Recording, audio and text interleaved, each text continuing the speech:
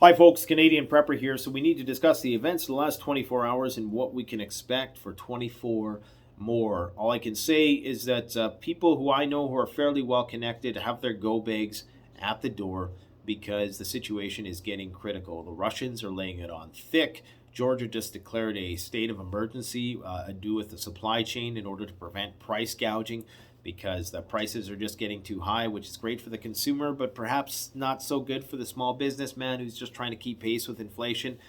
Gouging is not good. I'm not saying that it is, but this is a sign of things to come. Okay, we have the South Africans who are looting grocery trucks.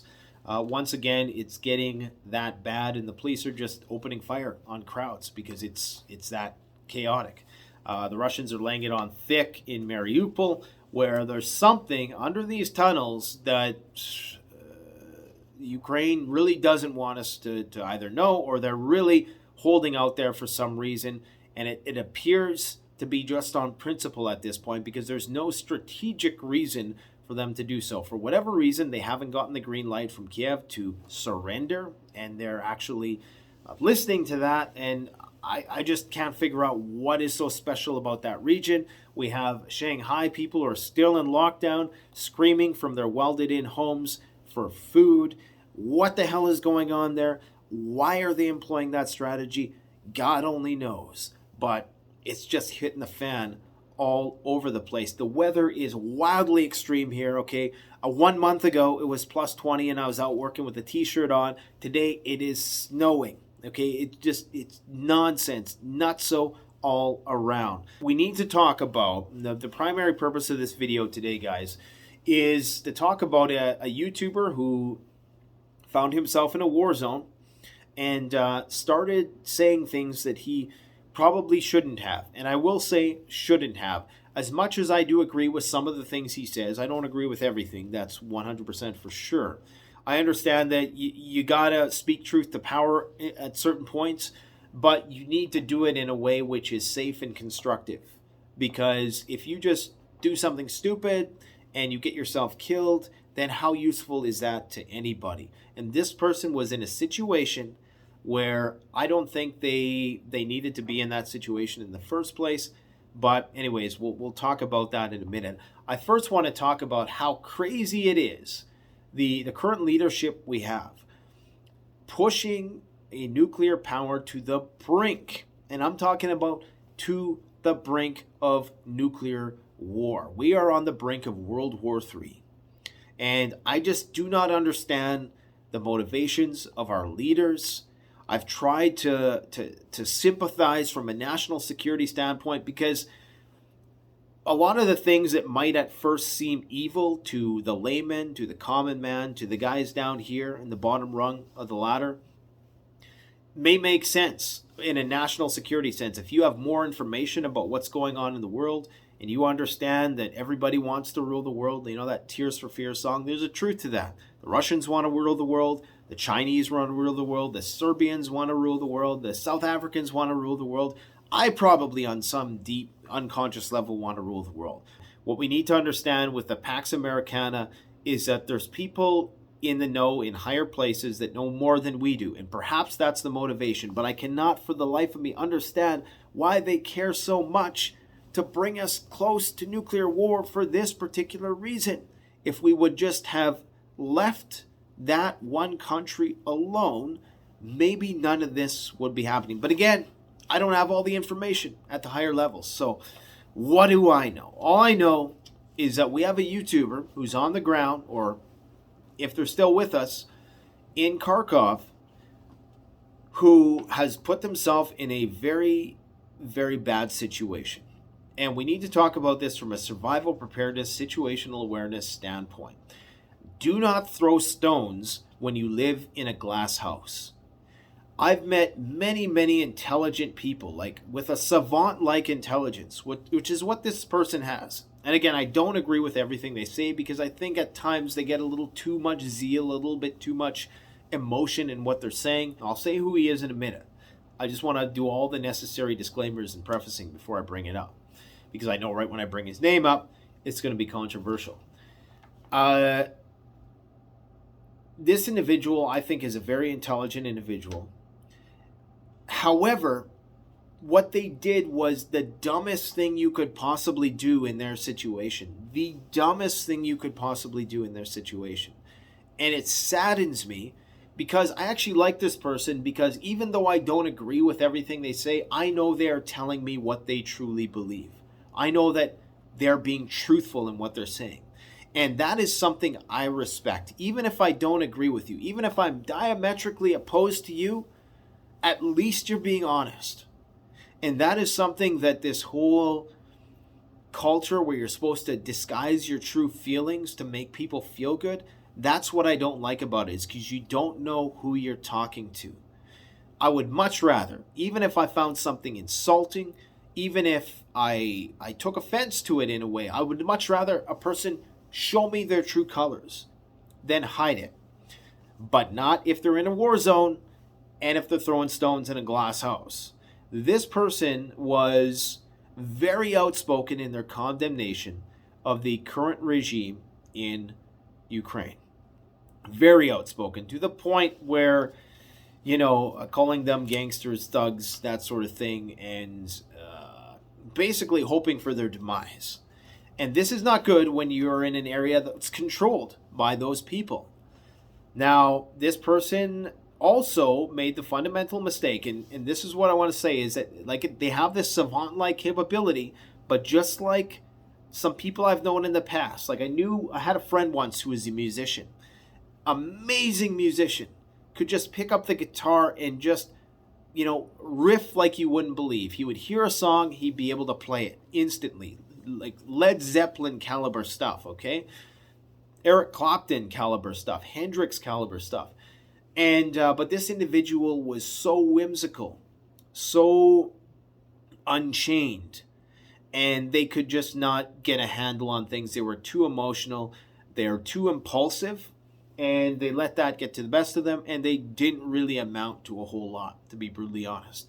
Now, I see this same thing, and I'm not saying this person, and this person actually is pretty well off. They've actually done fairly well for themselves financially, the YouTuber we're going to talk about, but they've made some fundamental mistakes, and it's amazing to me how you can be so smart yet so stupid at the same time.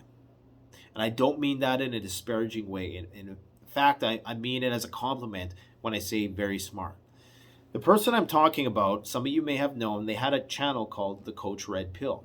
Okay, and again, like I say, I know just in bringing his name up, it's controversial. I don't agree with everything the guy has said in his videos. But again, I like the fact that people are being honest. He also had a channel called Gonzalo Lira. Now, Gonzalo Lira made a video prior to the invasion of Ukraine, which he took down later on, mocking the idea of a Russian invasion, the normalcy bias at work. And I wrote on that video, the day he posted it, a week prior to the invasion, I said, this is what the normalcy bias looks like.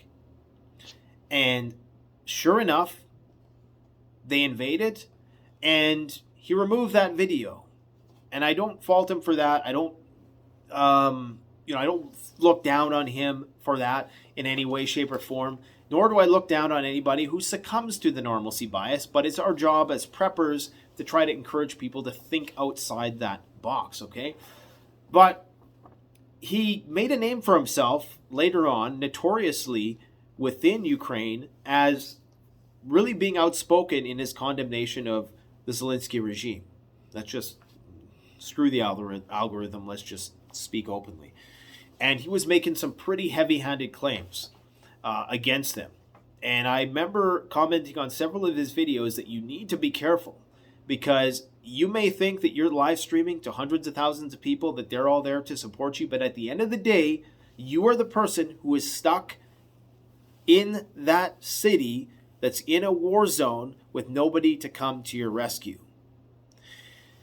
Do not throw stones when you live in a glass house. He continued to broadcast. He continued to throw stones in a glass house. And now we haven't heard from him in many, many days. And now it could just be that there's a power outage. Okay? It could just be that he's in a city, Kharkov, that's under bombardment right now, and that's I think the battle has intensified there. So it's likely that there's no power, there's no internet. So it could just be that. We don't want to speculate on what has happened, but if something bad has happened, regardless if something bad has happened or not, even though you may agree with some of the things he said, you should not be a fan of him putting his life in danger just to entertain you. Now, a lot of people will say, no, you just got to tell it like it is, but those aren't the people who are in a war zone whose life are at risk. I mean, you need to be realistic about what it is you're doing. And a lot of armchair keyboard warriors are going to encourage you in that respect. And you cannot succumb to people egging you on, because you're the one at the end of the day who's going to have to deal with the consequences. There comes a point where you need to be gray man, where you need to shut the up, right? You need to be quiet. And we may all be faced with this. I may be faced with this at some point. And this is what I'm talking about with intelligence. It's more than just knowing. It's knowing when to talk. It's knowing when to STF you. And if he would have done that, maybe they would have forgotten about him. Okay? But he continued and continued. And now it's to the point where a lot of people think, and there's been some Instagram posts, tweets from the Azov Battalion guys, a few guys in the Azov Battalion, who claim to be mocking the fact that they know where he is, that he's been taken captive, he's been, who knows, tortured, whatever. God only knows what's happened. If that's has happened, let's hope nothing has happened, because in spite of the fact that I might not agree with somebody, I would not wish that sort of ill will on anybody, and I think that everybody should be brought to a level of civilized justice. Otherwise, it's a slippery slope, guys. And this stuff in the media where we're dehumanizing people and we're forgetting about, the nature of war crimes and stuff like that, we're losing our humanity, no matter whether we're talking about doing things to bad guys. We shouldn't glorify death in any way. We should glorify justice. And I understand war is war, but do not make this mistake. Right now, I'm fairly outspoken. I'm fairly transparent. You can see my face. I talk about stuff. But when the time comes, I will be gray man when I need to be gray man. And you need to be gray man when you need to be gray man. Because that old saying, loose lips sink ships. 100%.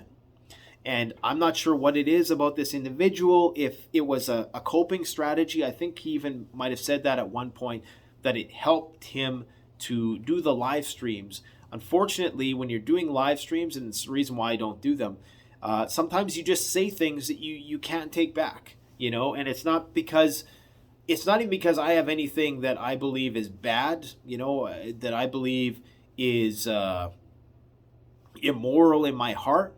It's just, you say things sometimes and they're interpreted in different ways. You might get passionate about an issue, and we are on a social media platform where we need to watch what we say.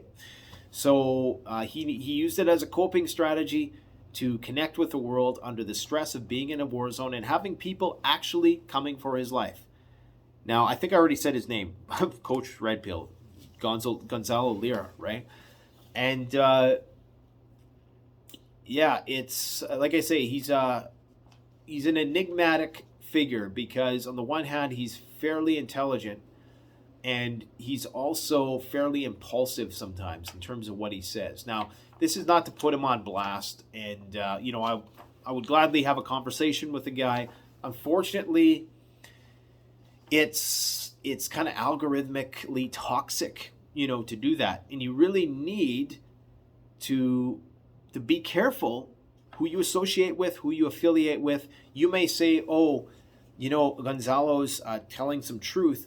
Well, that would be great if Gonzalo was telling truth when he wasn't in a war zone, not putting his life at risk. Because everything he has said could be said outside. I don't think a lot of his perspective, people weren't consulting with him about what is going on the ground. He's not like the other guy who broadcasts, who's an actual journalist out there, going building to building, block to block, talking to people, showing them what's going on. He's not doing that. He's just there in his wherever he's staying, sharing his opinions about the Zelensky regime. You can do that from outside Ukraine, okay? And you would not be putting your life at risk. So that's where I think he went wrong. Are there some things I agree with him about? Absolutely, I do. And I mean, that's going to be the case with everybody. And I don't wish any ill will on anybody. But it starts to look bad. It starts to look really bad. Now, on the topic of that whole normalcy bias thing, I came across this article. Alexei Arestovich, I don't know if I'm saying that right, he is one of the spokespeople for the Zelensky regime, explained why the Ukrainians were not warned about the Russian invasion when they already knew that they definitely would attack. Okay? After the outbreak of the war, it became known that the authorities knew the exact day of the invasion because they are informed by NATO intelligence. Now, we've been saying for the longest time, they will not tell us when the shizzy's going to hit the fizzy. This was a classic example of that. And if you think that our government would not respond in the same way, you are delusional. I guarantee you 100% that we would respond in the exact same way. We would say that nothing bad is going to happen up until the final moment. I do believe. Then again, I mean, we're in a different society. Could they keep that kind of secret? God only knows. And we don't know the nature of the relationship between NATO and Ukraine. Anyways, I do think that we would do the same thing here.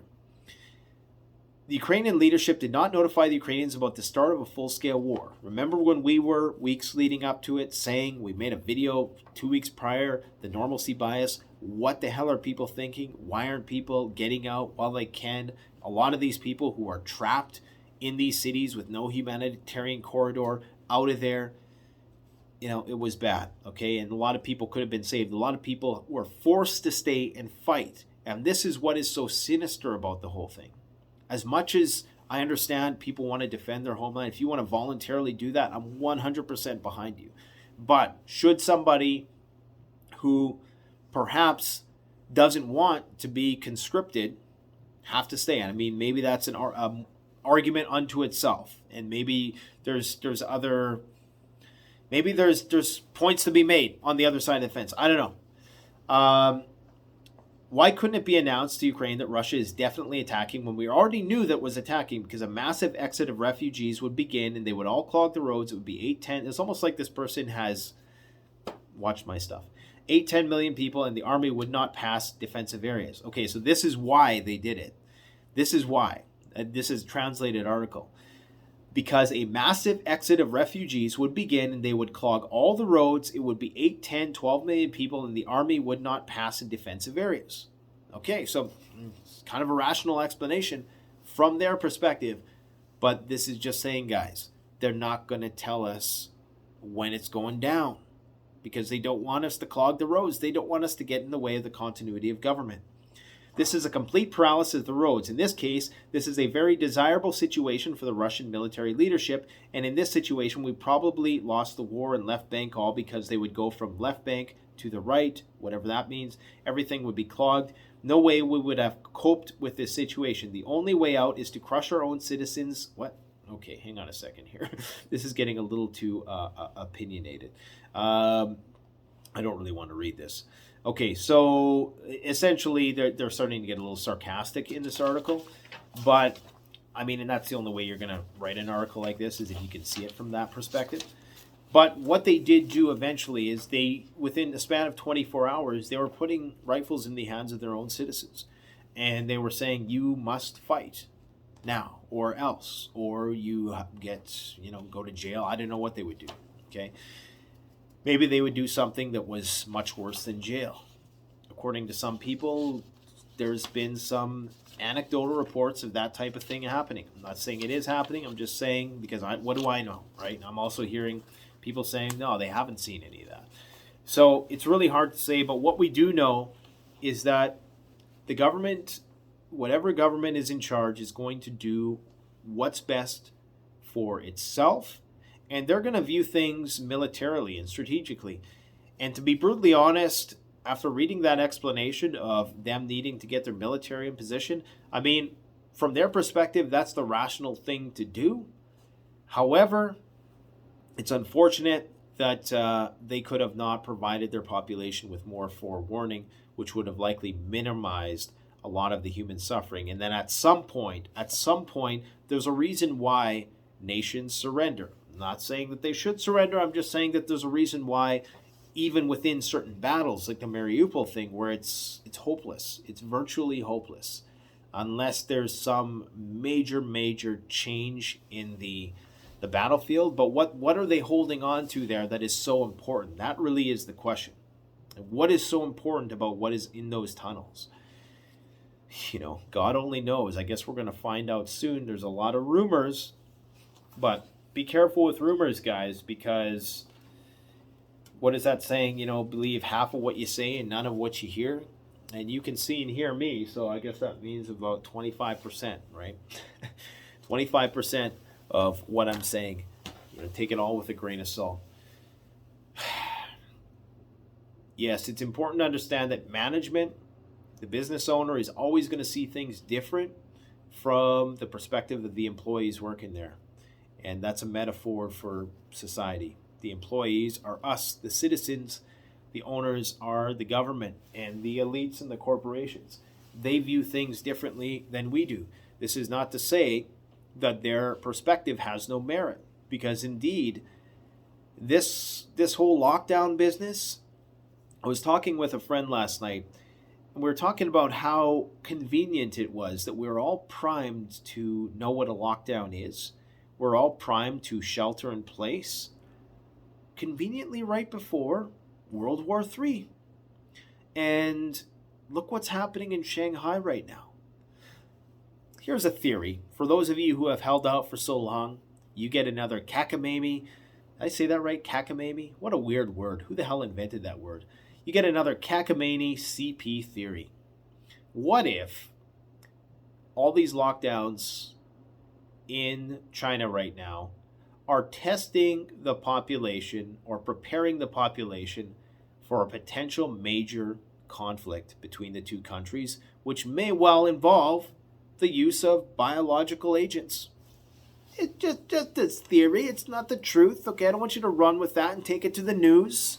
I'm just saying maybe authoritarianism has proven that it is more effective at mitigating an SHTF situation than the thriving, bourgeoising, capitalist society, free market society that we have, that we all love and enjoy. I love it. I love capitalism. But when it comes to shizzy hitting the fizzy, I think authoritarian regimes have us beat because they can swiftly lock their populations down.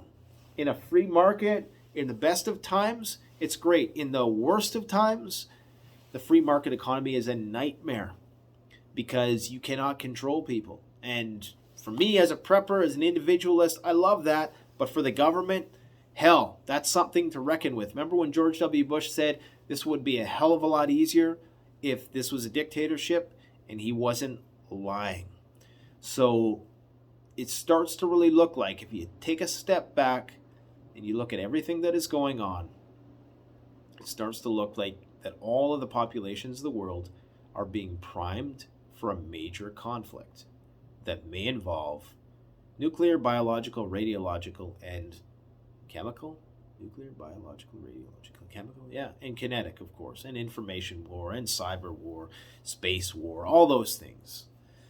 That's what it starts to seem like. What do you guys think in the comment section below? Let's not go too deep into the rabbit hole. Remember, we entertain ideas here. We talk about stuff. We don't just think of something and say, oh yeah, that's got to be it, and then we go and, ruin our next family get-together by being that guy, right? We don't want to do that. But we want to think. We want to keep our minds open. But we must be careful with what we say and realize that this ain't my turf. I could be turfed at any time. And when the time is right, you need to know when to hold them, know when to fold them, when to walk away. Quoting Kenny Rogers, God, it's late in the day. You got to know when to go, and you got to know when to stop, and you got to know when to yield. And Some people, as intelligent as they may be, just don't yield. And this will get you killed. This will get you killed in a war zone, for absolutely, but in just an SHTF environment in general, in an austere environment, you need to be very, very careful. Mind your surroundings at all times. We are entering in a time, like I was talking to my security guy today, and he's telling me all these kinds of stories about, how crime is just getting zany. Like, it's just the things that people are stealing now. So you need to watch yourself. You need to be mindful. You need to be vigilant. Do not be complacent. Do not be a victim. And be careful with what you share. Be the gray man, okay? And I'm learning that more and more as we approach SHTF. That's when my gray man starts to really kick in a lot more, and I start to be a lot more discreet. What we say and show on the channel. Let me know what you guys think in the comment section below. Thanks for watching. Don't forget to like, comment, subscribe. Canadian Pepper out.